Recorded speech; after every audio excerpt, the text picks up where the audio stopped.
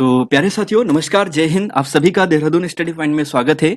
तो यहाँ पर दोस्तों जो आने वाले एग्जाम है अधिशासी अधिकारी का या फिर कोई भी एग्जाम है, 2 मिनट शुरुआत में लेंगे, उसके बाद सीधे क्लास पे चलेंगे और टॉपिक पर डिस्कस करेंगे। तो जो भी आपकी एग्जाम है उन सभी के लिए हम हिंदी के 10 प्रैक्टिस सेट दे रहे हैं, जिसमें से एक हमने आपको कल करवाया था और एक एक दिन के गैप में आपको हिंदी का प्रैक्टिस सेट मिलेगा। ठीक है, तो 10 प्रैक्टिस सेट होंगे जो अधिशासी के लिए बहुत इंपॉर्टेंट होंगे। इसके अलावा बीपीडीओ के लिए भी, एसआई के लिए भी और जो अन्य एग्जाम है आने वाले उनके लिए भी काफी हेल्पफुल होगा। जीएस का सिलेबस ये है और जीएस के हर सिलेबस से 200-200 एमसीक्यूज आपको करवाएंगे। जैसे अंतर्राष्ट्रीय, राष्ट्रीय, जो राज्य स्तरीय समसामयिक घटना है वहां से 200-200 का सेट। ठीक है, साथ में 200 या 300 का वन लाइनर भी देंगे। खेल कूद से 200 का एमसीक्यूज। भारत के इतिहास थोड़ा बड़ा चैप्टर है तो इसे 3 पार्ट में करेंगे, मध्य, आधुनिक और जो ये प्राचीन वाला है, 200-200 एमसीक्यूज के सेट में। साथ ही वन लाइनर भी देंगे। और भारतीय संविधान को आज हम डिस्कस कर रहे हैं, 200 एमसीक्यूज हम आपको प्रोवाइड करवाएंगे। और 200 एमसीक्यूज की बात करें, साथ में आपको 200 या 300 वन लाइनर के रूप में भी प्रोवाइड करवाएंगे। ठीक है दोस्तों, और इसके अलावा उत्तराखंड इतिहास दोस्तों हमने आपको ऑलरेडी कंप्लीट करा रखा है। जिन्होंने यह क्लास नहीं देखी है जरूर देखिएगा। लगभग 15 नंबर का आपको यहां से मिलना है। ध्यान रखिएगा, यहाँ पे 10 लिखा है ना, लेकिन जो दूसरा पार्ट है वहां पे आपको यह बताया गया है कि आपको कुछ और क्वेश्चन है, जैसे कुछ ब्रिटिश शासन संबंधी बातें हो गई, तो वहां से भी लगभग 10-15 क्वेश्चन और आने हैं। तो मतलब 20 या 15 के आसपास क्वेश्चन आपको उत्तराखंड इतिहास से देखने को मिलेगा। आप इस क्लास के देख सकते हैं। उत्तराखंड का जो संपूर्ण इतिहास है अजय रावत की, लगभग 1,15,000 स्टूडेंट ने देख लिया है और इसका लिंक आपको वीडियो के डिस्क्रिप्शन में दे देंगे। पिछली क्लास का लिंक भी वीडियो के डिस्क्रिप्शन में दे देंगे। तो शुरुआत करते हैं दोस्तों। अब कोई भी बात नहीं, केवल पढ़ाई पे। ठीक है, तो पहला क्वेश्चन है, आंसर देते जाएगा और व्याख्या सहित हल करने की कोशिश करेंगे। ठीक है, तो यहाँ पर दोस्तों हम इसे 2 पार्ट में कंप्लीट करेंगे। ठीक है, तो 200 एमसीक्यूज का सेट होगा, बाकी वन लाइनर में लाएंगे इसे। पहला क्वेश्चन आपको पूछा गया है कि ब्रिटिश संसद के किस अधिनियम ने ईस्ट इंडिया कंपनी की शक्तियों को ब्रिटिश क्राउन में स्थानांतरित कर दिया था? क्वेश्चन नंबर 1 है, इसका आंसर देखना है। चार्टर एक्ट 1835, भारत शासन अधिनियम 1858, चार्टर एक्ट 1853 और भारत शासन अधिनियम 1935। देखिए दोस्तों, 20 नंबर आपको पॉलिटी से मिलना है, लिखा है आपके सिलेबस में। ठीक है, तो 20 नंबर पॉलिटी से आना है। तो कोशिश करेंगे कि आपके एग्जाम में कम से कम 15 क्वेश्चन तो फंसा ही दे। ठीक है, तो आप इसे अच्छे से देखिएगा। क्वेश्चन नंबर 1 का आंसर दीजिएगा। तो देखिए दोस्तों, इसका सही आंसर आपको मिलेगा ऑप्शन नंबर बी। देखिए, भारत शासन अधिनियम 1858। अब जरा यहां पर देखिए, जो चीज आपको याद करनी है, ठीक है, मेरे साथ याद भी करते जाएगा कि भारत के प्रशासन का भार, देखिए जैसे बात करते हैं ना, भारत के प्रशासन का जो भार है ना, ब्रिटिश सरकार के मंत्री, जिसे हम भारत राज्य सचिव कहते थे, इसकी सहायता के लिए इसी अधिनियम के तहत जो 1858 का है ना, 15 सदस्य परिषद की नियुक्ति की गई थी। कितने सदस्य की? 15 सदस्य की। इसी में दोस्तों भारत का जो गवर्नर जनरल था ना, उसको वायसराय भी कहा जाने लगा। पहले भारत का गवर्नर जनरल था और इसी को बाद में इस एक्ट के माध्यम से भारत का वायसराय कहा जाने लगा। और साथ में दोस्तों, अगर ऐसा पूछा जाएगा, जो बेसिक प्रश्न है, सरल प्रश्न है, प्रथम वायसराय या फिर अंतिम भारत का जो गवर्नर जनरल था, ये लॉर्ड कैनिंग था। और वायसराय के रूप में जो इसका कार्यकाल था, यह 1856 से लेकर 62 तक था। ठीक है, पहला क्वेश्चन ये हो गया है, बहुत इंपॉर्टेंट है। क्वेश्चन नंबर 2 है दोस्तों, पूछा है, देखिए दोस्तों इसे टाइप करने में बहुत समय लगा है। कोशिश की है कि आपको बेस्ट क्वेश्चन प्रोवाइड करवाएंगे। अगर आप इसे अपने हैंड रिटन में लिखोगे तो आपको याद हो जाएगा, तो जरूर कॉपी में भी नोट डाउन कीजिए। क्वेश्चन नंबर 2 है कि कौन सा संवैधानिक प्रावधान ब्रिटिश संविधान से लिया गया? देखिए, ब्रिटिश संविधान से कौन सा संवैधानिक प्रावधान लिया गया है, ये आपको बताना है। न्यायिक समीक्षा, संसदीय विशेषाधिकार, कानून द्वारा स्थापित प्रक्रिया और आपातकाल के समय मौलिक अधिकारों का निलंबन। क्वेश्चन नंबर 2, तो देखिए इसका राइट आंसर आपको मिलेगा ऑप्शन नंबर बी। देखिए, न्यायिक समीक्षा की जब हम बात करते हैं ना, तो ये तो हम यूएसए से लेते हैं। कहां से? अमेरिका से लेते हैं। ठीक है, और जो ये आपातकाल के समय मौलिक अधिकारों का जो निलंबन है ना दोस्तों, ये कहां से लेते हैं? वीमर का संविधान जो हम बोलते हैं, मतलब बोले इसका जर्मनी से हम लेते हैं। ठीक है, वीमर भी बोलते हैं उनके संविधान को। तो वीमर कहे या फिर जर्मनी कहे, आपातकाल के समय मौलिक अधिकारों को निलंबन, ये जर्मनी से लिया गया है। और जो ब्रिटिश संविधान की बात करते हैं ना, तो संसदीय सरकार, विधि का शासन, एकल नागरिकता, कैबिनेट प्रणाली, द्विसदनीयता और विधायी प्रक्रिया, ये सभी दोस्तों जो प्रक्रिया है ना, ये ब्रिटिश संविधान से ली गई है। तो क्वेश्चन नंबर 2 भी हो चुका है। अगले क्वेश्चन पे चलेंगे, क्वेश्चन नंबर 3 पे, क्वेश्चन नंबर 4 पे। देखिए, क्वेश्चन 3 पूछा गया है कि आपको बताना है कि गलत कथन कौन सा है। गलत कथन कौन सा है? ठीक है, सुमेलित नहीं है। आपातकाल के समय मौलिक अधिकारों का निलंबन, वीमर संविधान, ये तो अभी डिस्कस किया, तो ये बिल्कुल सही होगा। वीमर मतलब हम बात करें जर्मनी की, ठीक है। समवर्ती सूची जापान से। राज्यपाल कार्यालय, देखिए राज्यपाल कार्यालय ये भारत सरकार अधिनियम 1935। मौलिक अधिकार यूएसए। तो बताइएगा इसमें कौन सा गलत है। तो साथियों इसका राइट आंसर आपको मिलेगा ऑप्शन नंबर बी, ये सभी सही है, ठीक है। अब देखिए यहां पर जो समवर्ती सूची है ना, ये ऑस्ट्रेलिया से ली गई है। और ऑस्ट्रेलिया से दोस्तों यह भी ध्यान रख लीजिएगा कि संसद के दोनों सदनों की जो संयुक्त बैठक का जो प्रावधान है ना, यह भी ऑस्ट्रिया से लिया गया है। क्वेश्चन नंबर 3 हो गया है। क्वेश्चन नंबर 4 पूछा है कि संसद की प्रथम बैठक कब हुई थी। प्रश्न को पढ़िएगा, गलत मत करिएगा। आपको यह प्रश्न आता भी होगा, शायद आप इसे गलत कर दोगे। आप आधे अधूरे प्रश्न पढ़कर गलत कर दोगे अगर प्रश्न को ध्यान से नहीं पढ़ा। संसद की प्रथम बैठक हुई थी, तो देखिए दोस्तों, आप 9 दिसंबर 1946 पर मत चले जाना। 13 मई 1952 सही है। 9 दिसंबर 1946 की जब हम बात करते हैं ना, तो इस संविधान सभा की पहली बैठक हुई थी। संविधान सभा की पहली बैठक हुई थी। और संसद की पहली बैठक की बात करते हैं, तो जब हमारा संवैधानिक सभा कंप्लीट हो गया था, तो 13 मई 1952 आपको ये तिथि ध्यान रखने लेनी है, ठीक है। तो 13 मई 1952, तो 9 दिसंबर 1946 को संविधान सभा की पहली बैठक। अगले क्वेश्चन पे चलेंगे। क्वेश्चन नंबर दोस्तों यहां पर 5 और 6 है। देखिए कि निम्नलिखित में से कनाडा के संविधान से नहीं अपनाया गया है।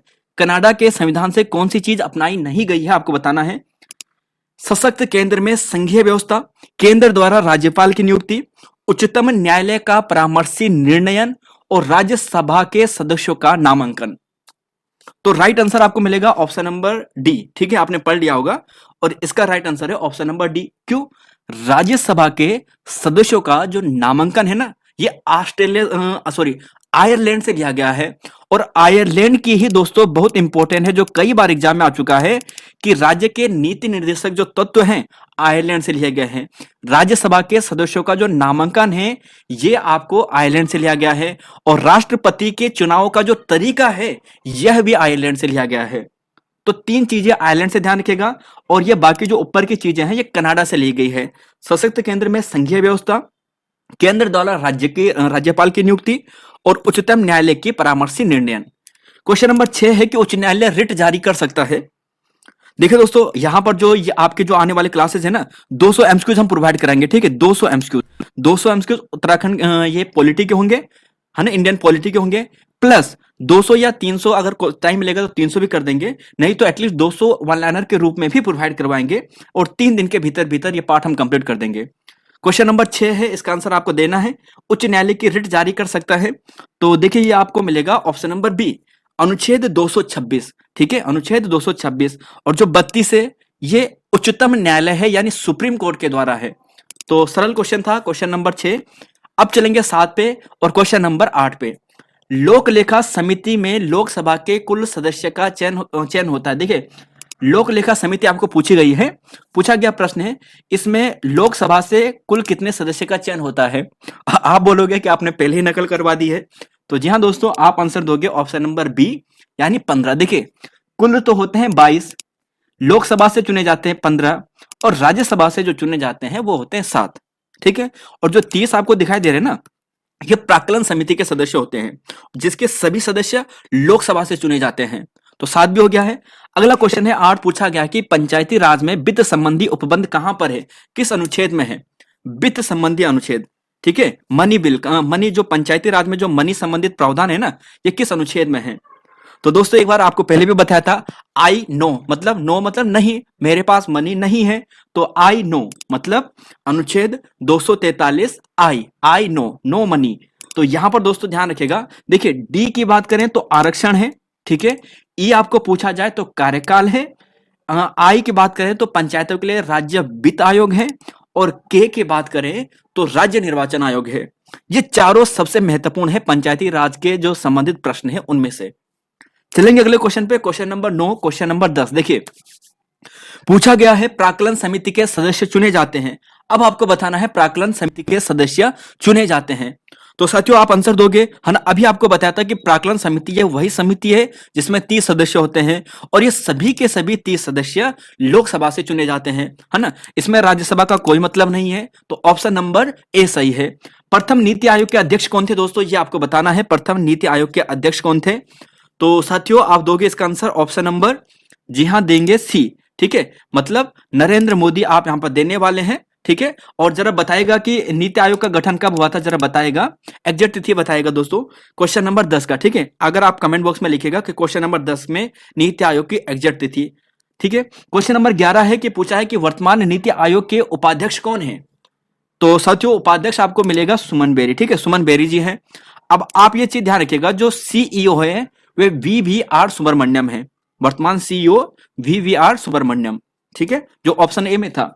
क्वेश्चन नंबर 12 है और 13 है, देखिए पूछा है कि नगर पालिकाओं में आरक्षण संबंधी अनुच्छेद कौन सा है। अभी आपने देखा था पंचायती राज में, ठीक है, पंचायती राज में आपने देखा था जो आर्टिकल 243 का जो डी था वहां पर क्या था, आरक्षण था। अब नगर पालिका की बात की गई है ना, तो यहां पर आपको मिलेगा ऑप्शन नंबर, जी हां दोस्तों टी मिलेगा, ठीक है, डी आप ऐसे याद करो, डी एक साथ याद कर दो, डी में तो आपको मिलेगा पंचायत में और टी में आपको कहां पे मिलेगा, नगर पालिका में। यहां पर एक बार देखिएगा, देखिए क्यू में नगर पालिका का गठन प्रावधान है, आर में नगर पालिका की संरचना है और वाई की बात करें तो वित्त आयोग है। दो तीन बहुत इंपॉर्टेंट है, जैसे वित्त आयोग बहुत इंपॉर्टेंट है, ठीक है, टी वाला जो आरक्षण है यह भी इंपॉर्टेंट है, तो यह चीजें आपको ध्यान रख लेनी है। भारत के प्रथम मुख्य सूचना आयुक्त कौन थे, तो जी हां दोस्तों आप देने वाले हैं ऑप्शन नंबर सी, वजाहत हबीदुल्लाह। अब देखिए सुकुमार सेन की जब हम बात करते हैं प्रथम चुनाव आयुक्त थे। अच्छा, वी एस रमा देवी की बात करते हैं तो प्रथम महिला चुनाव आयुक्त थी, ये कार्यवाहक के रूप में थी, ठीक है उस समय। और एच जे कान्या की बात करें, हीरालाल जो कान्या जी हैं, ये भारत के प्रथम सुप्रीम कोर्ट के न्यायाधीश थे, मुख्य न्यायाधीश, है ना। क्वेश्चन नंबर 14, 15, 16 देखिए, सार्वजनिक उपक्रम समिति के सदस्यों की संख्या कितनी होती है, यह आपको बताना है। तो देखिए सार्वजनिक उपक्रम समिति के सदस्यों की संख्या भी दोस्तों 22 होती है, और इसमें भी ऐसा सिस्टम है कि लोकसभा से 15, राज्यसभा से 7, ठीक है। क्वेश्चन नंबर 15 है कि निम्नलिखित में से किसका कार्यकाल 6 वर्ष या 65 साल नहीं होता है। किसका कार्यकाल 6 वर्ष या 65 साल नहीं होता है, मतलब आप समझ चुके होंगे कि 6 साल तो वैसे नॉर्मल कार्यकाल होता है जब वो पद में ग्रहण लेते हैं, लेकिन 65 साल का मतलब उनकी उम्र 65 साल से ऊपर नहीं होनी चाहिए। अगर जो भी पहले होगा तो वो रिटायर हो जाएंगे। अगर 6 साल पहले हो गए यानी अपने कार्यकाल शुरू होने पर और उनके 65 साल कंप्लीट हो गए तो वो रिटायर हो जाएंगे। तो केग यानी कंट्रोलर ऑडिटर जनरल, ठीक है, महानियंत्रक बोलते हैं जिसे, मुख्य चुनाव आयुक्त, सुप्रीम कोर्ट के मुख्य न्यायाधीश और राज्य लोक सेवा आयोग सदस्य। देखिए तो ऑप्शन डी आपको गलत मिलेगा, ठीक है। मुख्य चुनाव आयुक्त, केग, सुप्रीम कोर्ट के जो मुख्य न्यायाधीश है, इन सभी का कार्यकाल 6 वर्ष होता है और या फिर 65 साल होता है। जो भी पहले कंप्लीट होगा तब तक वे अपने पद पर बने रहेंगे। जैसे उन्होंने आज जैसे आज उन्होंने शपथ ली है, शपथ लेने से 6 साल तक वो क्या बनेंगे, पद पर रहेंगे। लेकिन अगर 6 साल से पहले ही उनकी उम्र 65 साल हो गई है तो उन्हें पद से हटना पड़ेगा। राज्य लोक सेवा का दोस्तों 6 वर्ष और 62 साल होता है, ठीक है। क्वेश्चन नंबर 16 है कि भारत की पहली महिला लोकसभा अध्यक्ष कौन है। तो सरल प्रश्न आ चुका है ना, तो आप कहोगे मीरा कुमार है। सुचेता कृपलानी कौन थी, बताएगा जरा, ठीक है। और देखिए दोस्तों यहां पर ध्यान रखिएगा, सरोजिनी नायडू तो राज्यपाल थी प्रथम महिला, सुचेता कृपलानी क्या थी, प्रथम महिला मुख्यमंत्री थी उत्तर प्रदेश की। अगला क्वेश्चन है क्वेश्चन नंबर 17, 18। देखिए जिला योजना समिति किस अनुच्छेद में है, पूछा गया प्रश्न है और यूकेपीएससी के द्वारा ही पूछा गया यह प्रश्न है जिला योजना समिति का। तो देखिए जिला योजना समिति आपको मिलेगा अनुच्छेद 200, यहां पर 243 जेड डी में। देखिए अभी सबसे पहले बताया था कि क्यू में क्या है, नगर पालिका गठन, आर में क्या था, संरचना था, है ना, टी में आपको आरक्षण बताया था अभी थोड़ी देर पहले। अब ऐसे जेड ए की बात करें तो निर्वाचन है, ठीक है, निर्वाचन, नगर पालिका का निर्वाचन। और जेड ई में आपको मिलेगा महानगर योजना समिति, और जेड डी जिला योजना। लोकसभा के प्रथम उपाध्यक्ष दोस्तों कौन थे, बताइएगा। क्वेश्चन नंबर 18 है और सही आंसर साथियों ऑप्शन नंबर बी है, अनंत सैनम आयंगर, ठीक है, आयंगर। अब देखिए जीबी मावलंकर ये प्रथम लोकसभा के उपाध्यक्ष थे, ठीक है, प्रथम लोकसभा के अध्यक्ष थे, सॉरी। और प्रथम उपाध्यक्ष कौन थे? अनंत शयनव आयनंकर। क्वेश्चन नंबर 18 हो चुका है। क्वेश्चन नंबर 20 पे चलेंगे, 21 पे चलेंगे। देखिए पूछा गया है दोस्तों यहां पर आपको कि 7वें वेतन आयोग के अध्यक्ष कौन है? बताएगा इसका आंसर। 7वें वेतन आयोग का आंसर आपको क्या मिलने वाला है बताएगा दोस्तों। वेतन आयोग के जो प्रथम अध्यक्ष थे वो कौन थे? सॉरी, 7वें वेतन आयोग के अध्यक्ष देखिए 2014 में इस आयोग का गठन हुआ था। 7वें वेतन आयोग का 2015 में है। तो बताएगा अब इसका आंसर आपको क्या देना है। तो देखिए दोस्तों यहां पर इसका सही आंसर आपको मिलेगा ऑप्शन नंबर बी। अब सोचिए दोस्तों एक चीज आपको मोटिवेट करेगी। देखिए 7वें वेतन आयोग के अनुसार आपने जैसे बात करते हैं, है ना, जैसे 7वें वेतन आयोग की बात करते हैं तो अभी जैसे कि अगर कोई कोई क्या बनता है, पटवारी बनता है, लेखपाल बनता है, पटवारी बनता है, तो उसकी जो सैलरी है वो कितनी है आप सभी जानते होंगे, लगभग 35,000 से लेकर 40,000 के बीच में शुरुआती सैलरी उसकी मिलेगी। ठीक है। अब जब 7वें वेतन के बाद 8वां वेतन आयोग बनेगा। अब 8वें वेतन आयोग का बनेगा, ज्यादा नहीं केवल 2 या 3 साल बाद 8वें वेतन आयोग बन जाएगा। तो उस समय सैलरी में कम से कम 15 से 30% का इजाफा होने वाला है। तो आप भी लगाए कि आपकी सैलरी फिर कहां चली जाएगी। तो इसलिए मेहनत कीजिए और अच्छी सैलरी पानी है तो मेहनत कीजिए, जबरदस्त मेहनत कीजिए। तो इसलिए दोस्तों 8वां वेतन आयोग आने वाला है, लगभग 10 या 12 साल के अंतर्गत आता है, 10-12 साल लेता है। तो ध्यान रखिएगा आने वाला है।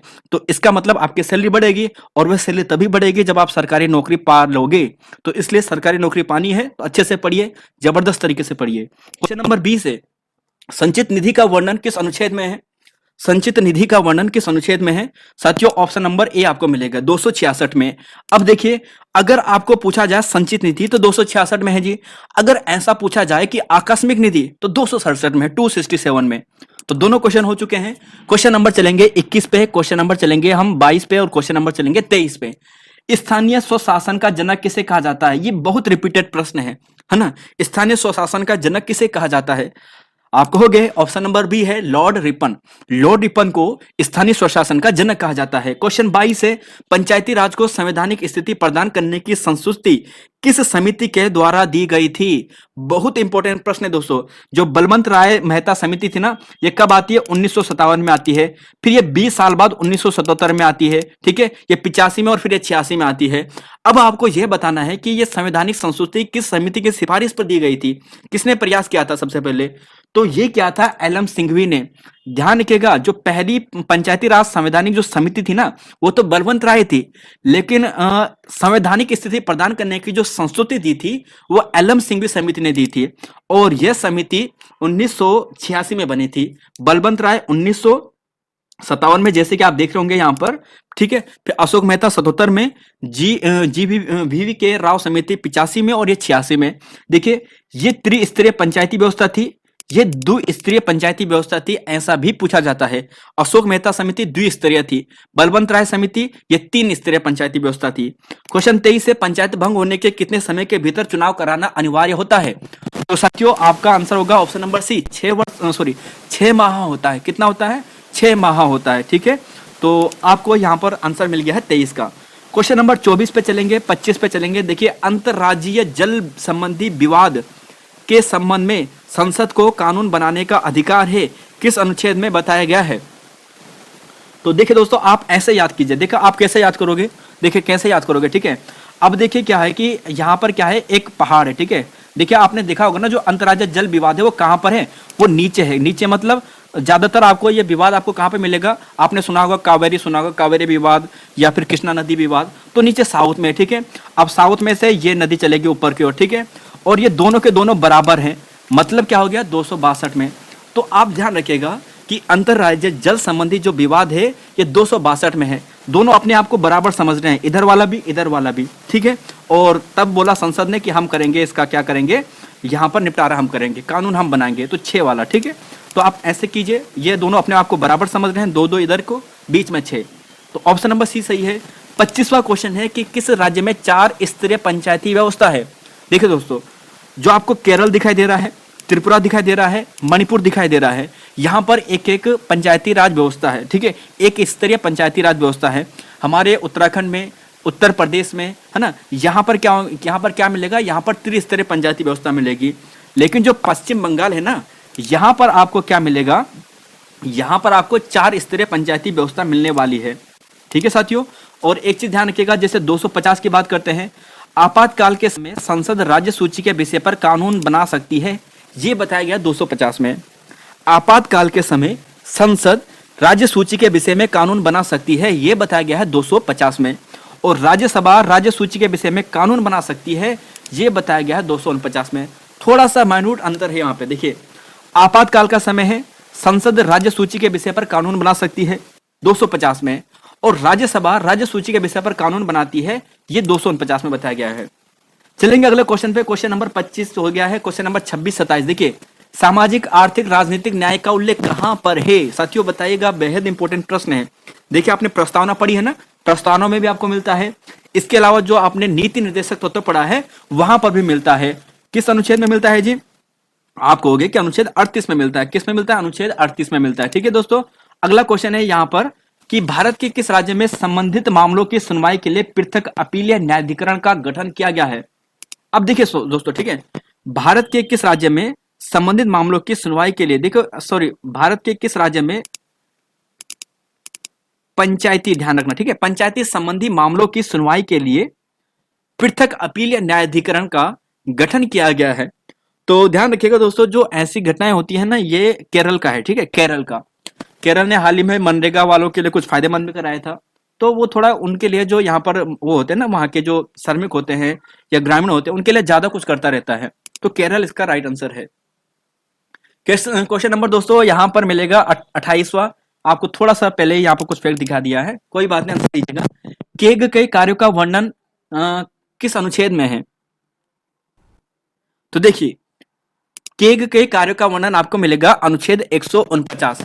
कंट्रोलर एंड ऑडिटर जो जनरल होता है ना, तो ये होता है अनुच्छेद 149 में। अब साथियों आप कंफ्यूज होंगे। देखिए, अनुच्छेद 148 में बताया गया है जो केग है इसकी नियुक्ति राष्ट्रपति के द्वारा की जाती है। ठीक है, यह बताया गया है कि केग की नियुक्ति की जाती है अनुच्छेद 148 में। 149 में इसके कार्यों का वर्णन किया गया है कि भाई साहब इसने क्या क्या कार्य करने हैं, ठीक है, कैसे कैसे कार्य करना है, यह बताया गया है।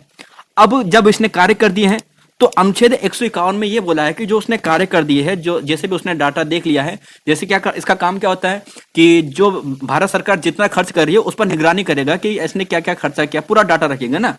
तो इसी के अनुसार क्या हुआ कि केग अपनी रिपोर्ट क्या करता है, जो इसने रिपोर्ट बनाई इन पर राष्ट्रपति को देता है, और राष्ट्रपति क्या करता है, इसे संसद में रखता है अनुच्छेद 151 के तहत। ठीक है, और 150 में यह बोला है कि भारत सरकार के खातों का लेखा प्रारूप कैसा होगा, यह केग के द्वारा तय किया जाता है। तो आसानी से याद हो जाएगा, 48, 49, 50, 51।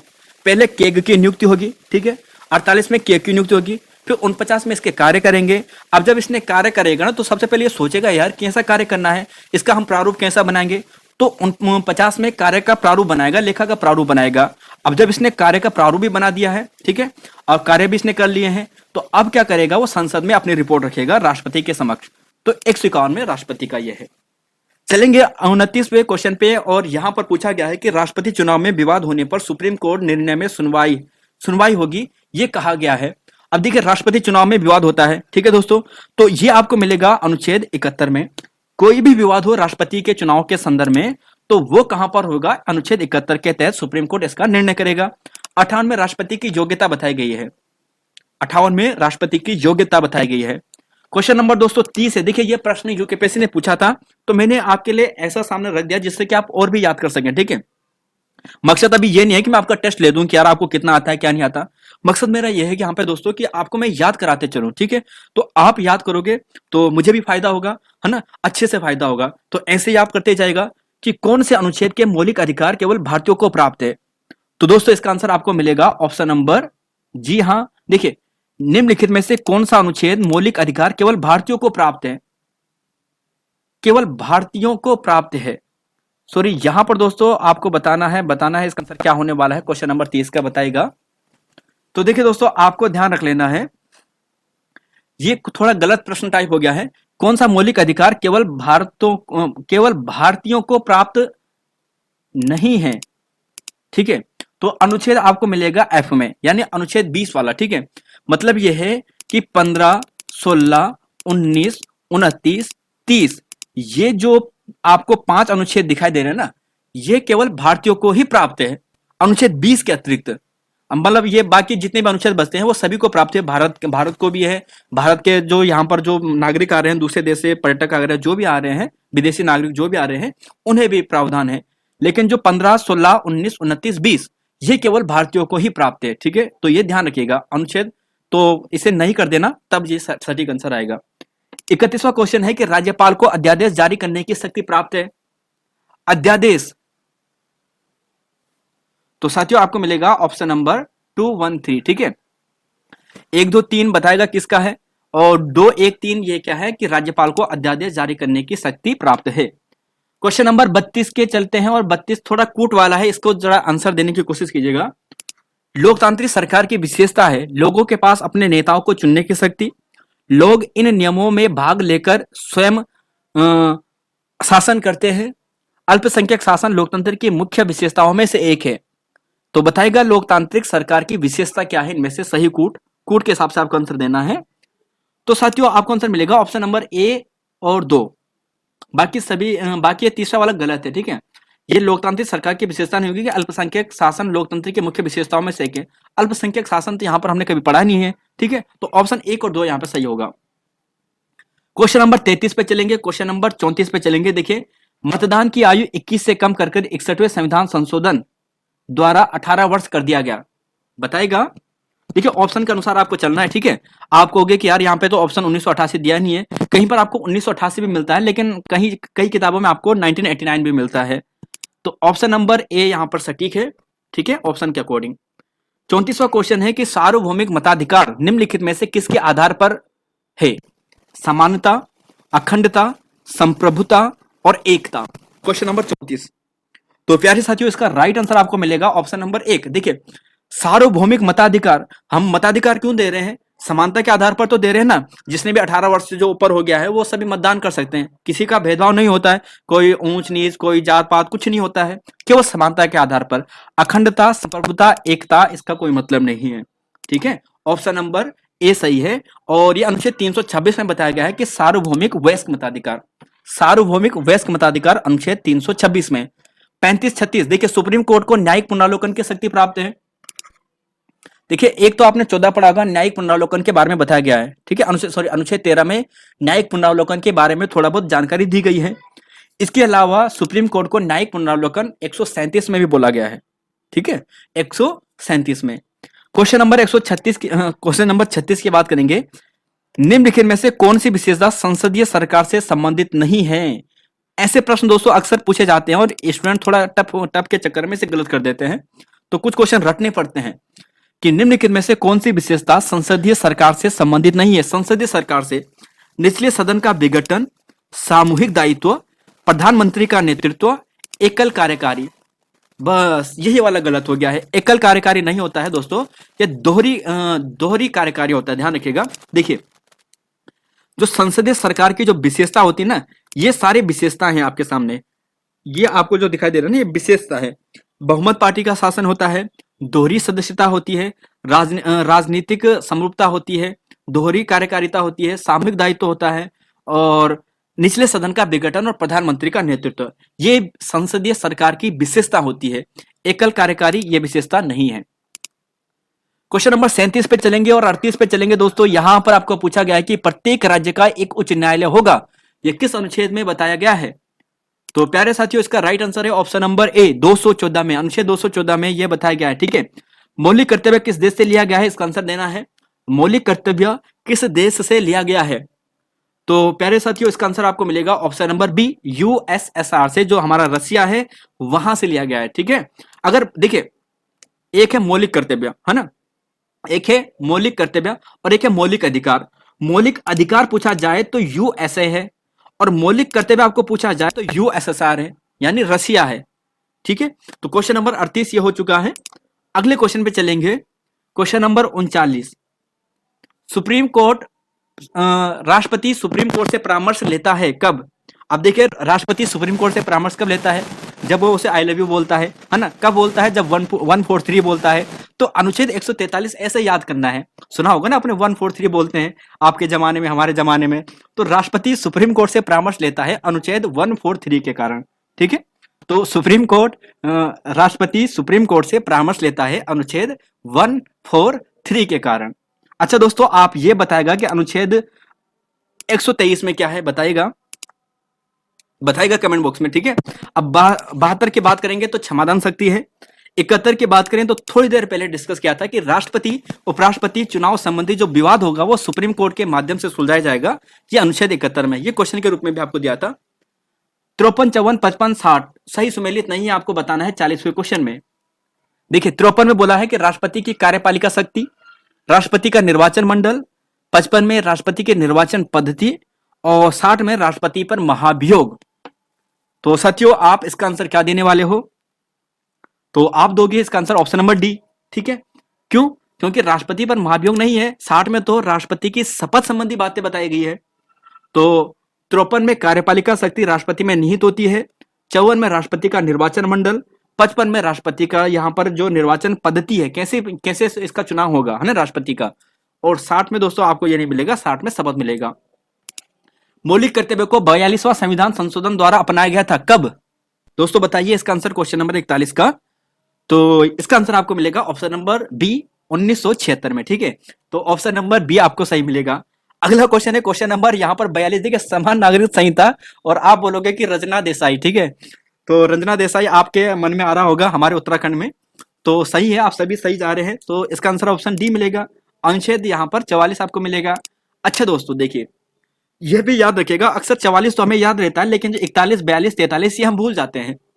तो 41 में बोला गया है कि नागरिकों का काम यह शिक्षा व लोक सहायता देने के संदर्भ में है।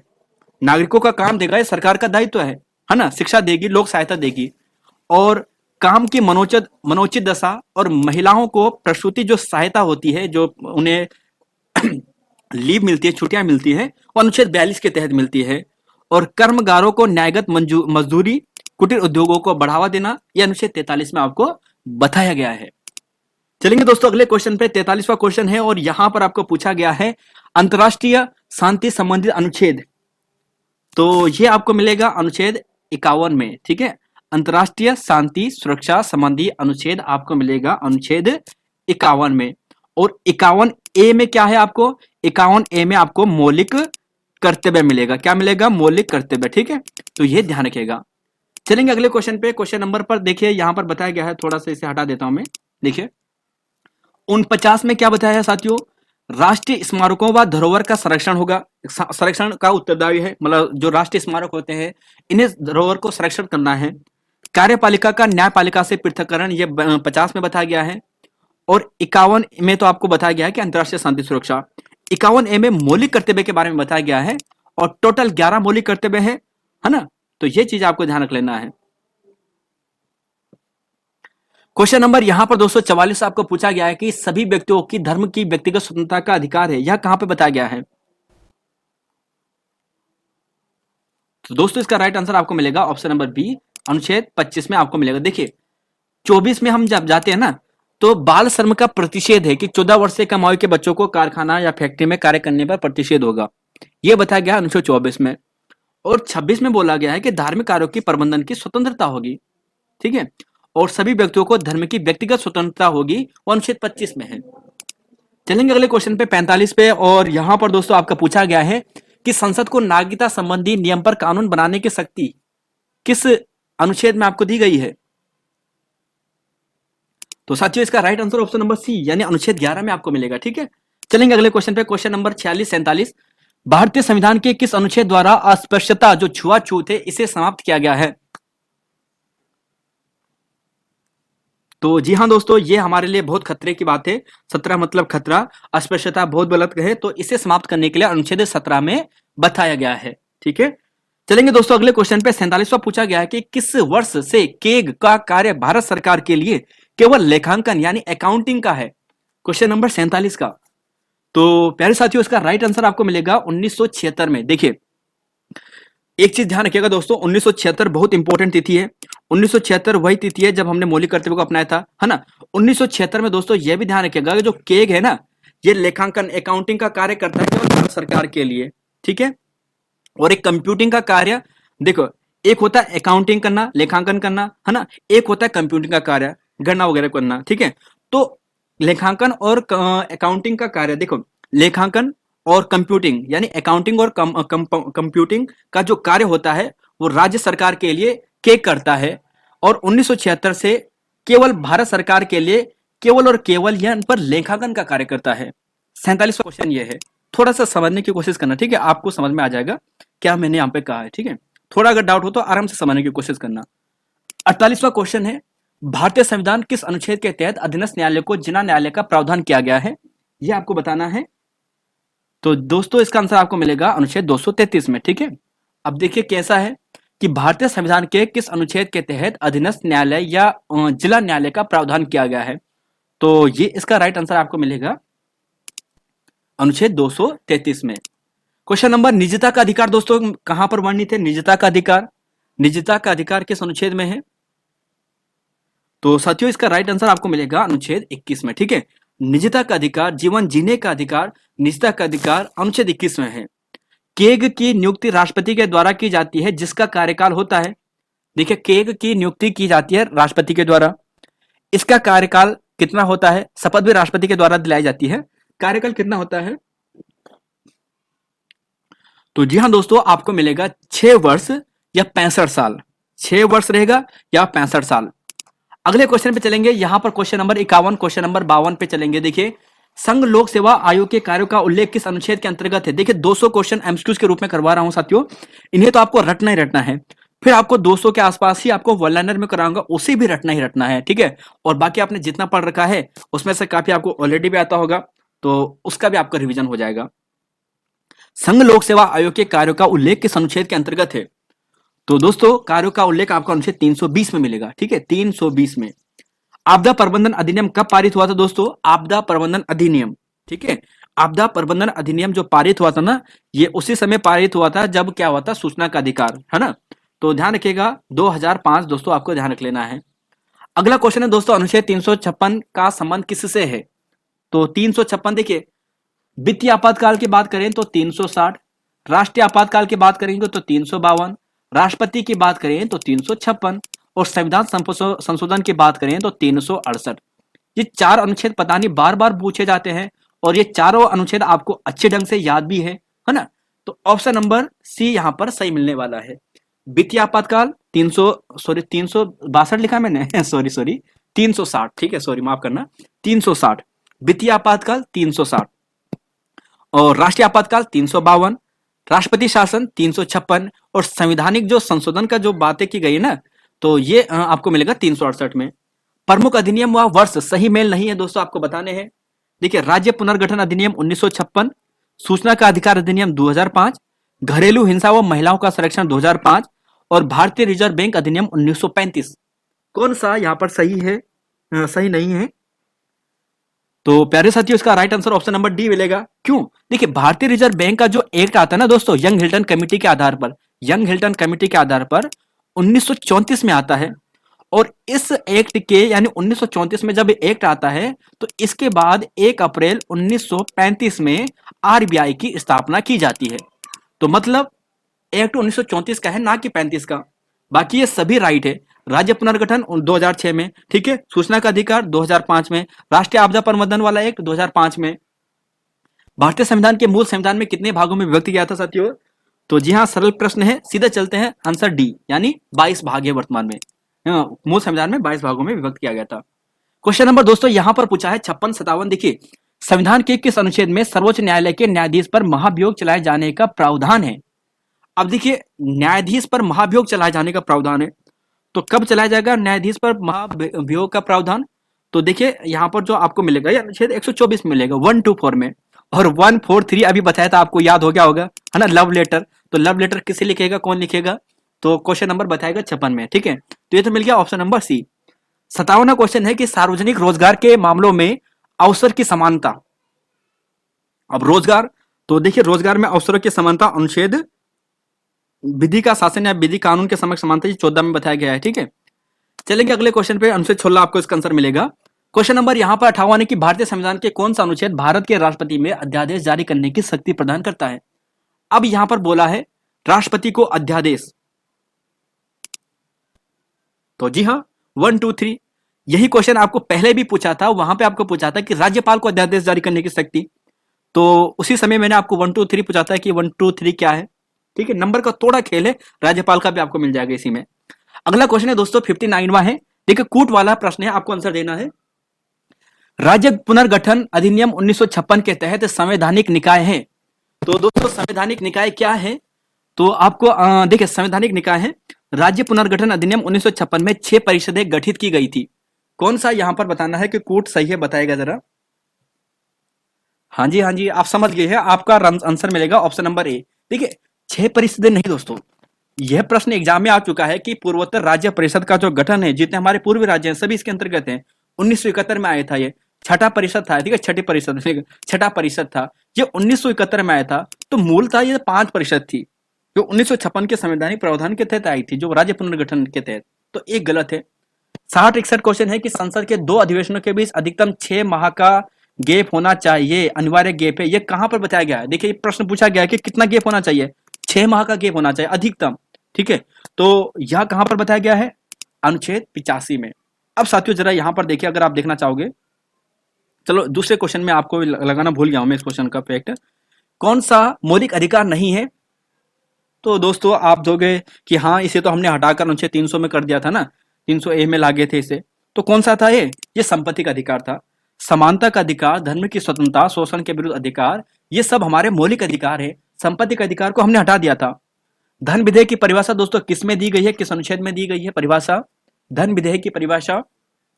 तो साथियों इसका राइट आंसर आपको मिलेगा ऑप्शन नंबर जी हाँ सी, अनुच्छेद 110 में धन विधेयक की परिभाषा दी गई है। क्वेश्चन नंबर 63-64 किस अनुच्छेद के द्वारा संसद की संयुक्त बैठक का प्रावधान है? वेरी इंपॉर्टेंट प्रश्न है, सरल है लेकिन इंपॉर्टेंट है। तो जी हाँ दोस्तों, संयुक्त अधिवेशन कब होगी? जब इमरजेंसी आएगी। इमरजेंसी कब आती है? 108 में। तो ऑप्शन नंबर बी यहाँ पर सटीक है। राज्यसभा को किस नाम से जाना जाता है? राज्यसभा को किस नाम से जाना जाता है? निम्न सदन, विधान सदन, संसद या फिर उच्च सदन? तो जी हाँ दोस्तों, यहाँ पर उच्च सदन के नाम से जाना जाता है। देखिए दोस्तों, यहाँ पर एक चीज ध्यान रखिएगा, जैसे ये होता है ना जो संयुक्त बैठक होती है, अध्यक्षता लोकसभा के अध्यक्ष करते हैं। पूछा गया प्रश्न, अध्यक्षता कौन करता है? अरे बुलाता तो राष्ट्रपति है ना, लेकिन क्या करता है, अध्यक्षता जो करता है ना वो लोकसभा अध्यक्ष करता है। और अब तक 3 बार ये लग चुका है। कितनी बार? 3 बार। तो राज्यसभा के किस नाम से जाना जाता है? राज्यसभा को उच्च सदन को, और लोकसभा को निम्न सदन के नाम से। अगला क्वेश्चन है दोस्तों 65-66 पे चलेंगे, और यहां पर आपको पूछा गया है कि संविधान के किस अनुच्छेद के तहत राष्ट्रपति लोकसभा को भंग कर सकता है? तो दोस्तों यहां पर भी इसका आंसर 85 मिलेगा। अनुच्छेद 85 में, संविधान के अनुच्छेद 85 के तहत राष्ट्रपति लोकसभा को भंग कर सकता है। देखिए इसमें बहुत सारे प्रावधान है। इसे में यह बताया गया है कि दो सत्रों के बीच का जो माह होता है ना, अधिकतम 6 माह का होना चाहिए, 85 में बताया गया है, ठीक है।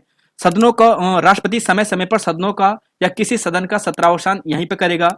लोकसभा का विघटन कर सकता है, ये 85 में ही बताया गया है। और राष्ट्रपति समय समय पर संसद के सदन को ऐसे समय और ऐसे स्थान पर जो वो ठीक समझे अधिवेशन के लिए आहूत कर सकता है, ठीक है। ये चीजें यहाँ पर बताई गई है। 66 है कि राज्यसभा के सदस्यों की अधिकतम संख्या 250 है, यह लिखा गया है कहां पर?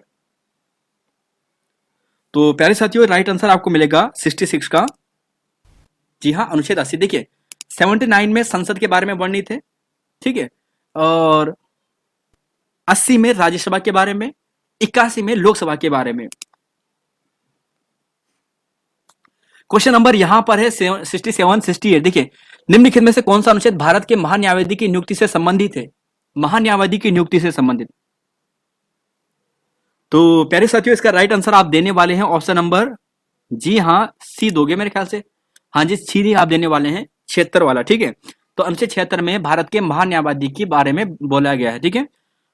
68वां क्वेश्चन है और इसका आंसर आपने देख लिया है। बहुत अच्छा प्रश्न ये होना था कि महान्यायवादी के संदर्भ में गलत कथन, राष्ट्रपति द्वारा नियुक्ति व शपथ दी जाती है। बहुत इंपॉर्टेंट प्रश्न है। महान्यायवादी की नियुक्ति राष्ट्रपति द्वारा की जाती है, शपथ भी राष्ट्रपति दिलवाता है। संसद के किसी भी सदन में यह भाग ले सकता है, ठीक है, संसद के सदन में भाग ले सकता है, या किसी समिति का भी यह सदस्य हो सकता है। इतना इंपॉर्टेंट नाम है। और नियुक्ति सुप्रीम कोर्ट के जज बनने की योग्यता रखता है। मतलब देखिए या तो 5 साल, देखिए या तो 5 साल ये हाई कोर्ट में जज रहे, या फिर 10 साल तक ये अधिवक्ता रहे। अधिवक्ता का मतलब वकील रहे, ठीक है। तो ये इसकी सुप्रीम कोर्ट में जज बनने की योग्यता है। 5 साल या तो हाई कोर्ट का जज रहे कम से कम, या 10 साल तक अधिवक्ता के रूप में कार्य करे सुप्रीम कोर्ट में या हाई कोर्ट में। और नियुक्ति सुप्रीम कोर्ट के जज की योग्यता रखता है, तो ये भी सही है। और कार्यकाल दोस्तों 6 साल नहीं होता है, ये राष्ट्रपति के प्रसाद पर्यंत होता है। तो जो हमारे पहले जो महान्यायवादी थे उन्होंने 13 साल काम किया था, तो ये राष्ट्रपति के प्रसाद पर्यंत होते हैं। 69वां क्वेश्चन है कि मंत्रीगण सामूहिक रूप से लोकसभा के प्रति उत्तरदायी है, संविधान के किस अनुच्छेद के अंतर्गत है? तो प्यारे साथियों राइट आंसर आपको मिलेगा ए 75 में। ठीक है, अनुच्छेद 75 में यह बताया गया। देखिए एक चीज सुनिएगा दोस्तों, कंफ्यूज करते हैं स्टूडेंट्स को। मंत्रीगण सामूहिक रूप से लोकसभा के प्रति उत्तरदायी है। अगर सामूहिक रूप से है तो लोकसभा के प्रति उत्तरदायी होंगे। अगर व्यक्तिगत पूछा जाए, देखिए अगर व्यक्तिगत पूछा जाए तो व्यक्तिगत रूप में वो राष्ट्रपति के लिए उत्तरदायी होते हैं, जिनके द्वारा इन्हें शपथ दिलाई जाती है। ठीक है, व्यक्तिगत पूछा जाए तो राष्ट्रपति के प्रति, सामूहिक पूछा जाए तो लोकसभा के प्रति। अगला क्वेश्चन है, क्वेश्चन नंबर यहाँ पे 70 है दोस्तों। देखिए पूछा गया है यहाँ पर कि निम्नलिखित में से कौन प्रधानमंत्री बनने से पहले मुख्यमंत्री नहीं थे? बताइएगा क्वेश्चन नंबर 70 का। और शायद यह प्रश्न बीपीडीओ में या बीडीओ एग्जाम में आपको पूछा गया था इसी से रिलेटेड। तो देखिए दोस्तों इसका राइट आंसर जो आपको मिलने वाला है ना, तो ये आपको मिलेगा ऑप्शन सी, अनुच्छेद केवल 3। मतलब मोरारजी देसाई बंबई से मुख्यमंत्री रह चुके थे पहले। चौधरी चरण सिंह दोस्तों यूपी के मुख्यमंत्री रह चुके थे। बीपी सिंह भी यूपी के लगभग 7वें या 11वें मुख्यमंत्री थे उस टाइम पे। ठीक है, तो मतलब पहले मुख्यमंत्री के पद पर रह चुके थे। केवल इंदिरा गांधी मुख्यमंत्री नहीं बनी थी। तो ऑप्शन यहाँ पर आपको 3 मिलेगा। तो क्वेश्चन नंबर 70 ये हो गया है। अच्छा, तो देखिए दोस्तों यहाँ पर 70 क्वेश्चन है आज के लिए। ठीक है, और अगले 130 क्वेश्चन आपको नेक्स्ट पार्ट में करवाएंगे। कल जीएस का टेस्ट, जीएस का नहीं, कल हिंदी का आएगा 100 नंबर का मॉक टेस्ट जो अधिशासी के लिए है। और कोशिश करूंगा कि 30 क्वेश्चन इन्हें भी ला जाऊं, तो अगले दिन 100 क्वेश्चन रह जाएंगे। ठीक है, तो पूरी कोशिश रहेगी दोस्तों कल 100 क्वेश्चन ही कंप्लीट कर दूं। साथ में 100 क्वेश्चन जो हमारे हिंदी का सेट है वो उसका भी प्रैक्टिस सेट आपके लिए लाऊं। तो फिलहाल साथियों यहाँ पर इतना ही है। अच्छा दोस्तों लिखते जाइएगा। देखिए पीडीएफ के बारे में बहुत से स्टूडेंट कहेंगे, तो एक चीज मानिए, देखिए लिखते जाइएगा। ठीक है, लिखते जाइएगा, लिखकर आपको याद होता है। जो चीज आपको आती है उसे आपकी जरूरत नहीं है लिखने की, जो चीज नहीं आती है वो आप लिखिए, लिखोगे याद होगा। और नहीं लिखोगे दोस्तों तो फिर मुश्किल ही हो जाएगी, पीडीएफ की बनी रह जाती है, कभी काम नहीं आती है वो। तो फिलहाल दोस्तों यहाँ पर इतना ही है। और हाँ, अगर आपने उत्तराखंड के इतिहास वाला पार्ट नहीं देखा है तो जरूर देखिए दोस्तों। इस वीडियो के डिस्क्रिप्शन बॉक्स में, कमेंट बॉक्स में भी लिंक पिन कर दूंगा। और ये उत्तराखंड का इतिहास आपको लगभग 15 नंबर आएगा, 15 के आसपास। यहाँ पे 10 नंबर है प्लस 20 नंबर और भी बताया गया था दूसरे पार्ट में। तो एटलीस्ट 15 क्वेश्चन आपके उत्तराखंड इतिहास से आने हैं। और वो 15 के 15 आपको यहाँ से मिल जाएंगे इस क्लास से, जो 1000 प्रश्नों की लगभग है, यानी संपूर्ण अजय रावत है। तो फिलहाल दोस्तों यहाँ पर इतना ही है। मिलेंगे आपको नई वीडियो में। जय हिंद, जय उत्तराखंड और जय देवभूमि। नमस्कार।